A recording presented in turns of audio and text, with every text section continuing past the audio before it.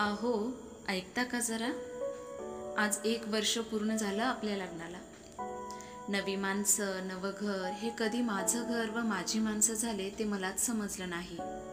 लग्न झाल्यानंतर ते आत्तापर्यंत स्वतःचे सौंदर्य, शारीरिक बदल याकडे पुरेसं लक्ष न देता सासरच्या माणसांना आपलं मानून मी प्रामाणिकपणे एक चांगली सून व आदर्श बायको बनण्याचा प्रयत्न केला.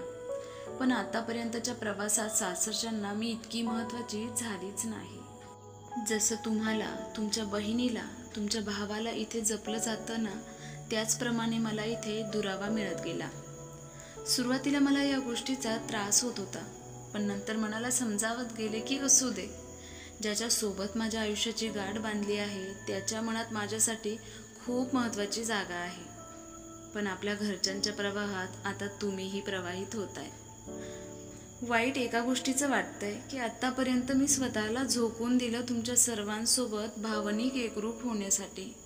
त्यात दुसऱ्यांकडून नाही, पण नवरा म्हणून तुमच्याकडून खूप अपेक्षा आहेत. थोडा विचार माझाही करा आणि माझ्या भावनांचाही करा. एका बायकोला नवऱ्याकडून काय अपेक्षा असतात हो? नवऱ्याने बायकोचं कौतुक नाही केलं तरी चालेल, पण आपल्या बायकोचा अपमान मात्र करू नका. सर्वांसमोर तिला परकेपणाची वागणूक देऊ नका. नवऱ्याने दिवसभरात तिच्यासोबत 10-15 मिनिटं छान मनमोकळ्या गप्पा माराव्यात.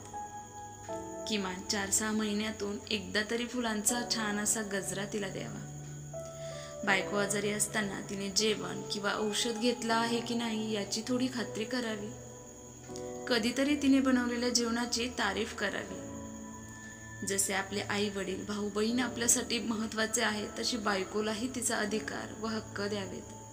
तिच्यावर विश्वास ठेवावा, तिची जबाबदारी स्वीकारावे व थोडं स्वातंत्र्य बायकोलाही द्यावं.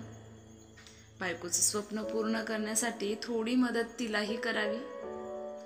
आज तू छान दिसतेस, सुंदर दिसतेस, कधीतरी असं म्हणून स्वतःने चुकावं व आपण दोघांनीही जन्मभर एकमेकांशी प्रामाणिक व एकनिष्ठ राहावं. यात तुमच्याकडे दुसरा कोणता खजाना मागत नाही हो, मागतीये फक्त आपलेपणा.